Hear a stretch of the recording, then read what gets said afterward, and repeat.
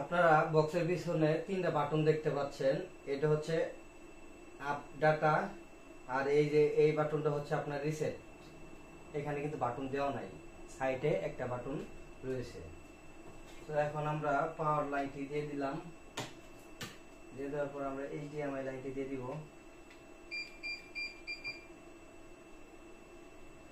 আবার অন্য অন্য কিছু কিছু বক্সের ভিতরে আপনার এই জায়গায় এবি পোর্ট যে জায়গায় রয়েছে সেই জায়গায় কিন্তু একটা বাটন দেওয়া থাকে, রিসেট বাটন।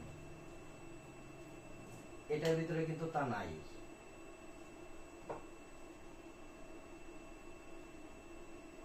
এখন আমরা পাওয়ার লাইনটি বন্ধ করে দিব। দেওয়ার পর এই যে রিসেট বাটনটি আমরা চেপে ধরে রাখবো। রাখার পর আবার আমরা পাওয়ার লাইনটি দিয়ে দিব।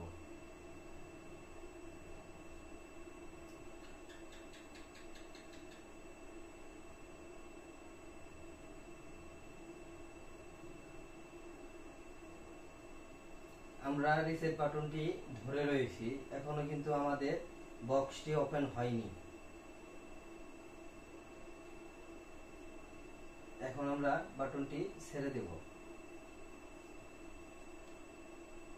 এখন আমরা বাটনটি ছেড়ে দিয়েছি, দেখি এখন চালু হয় কিনা।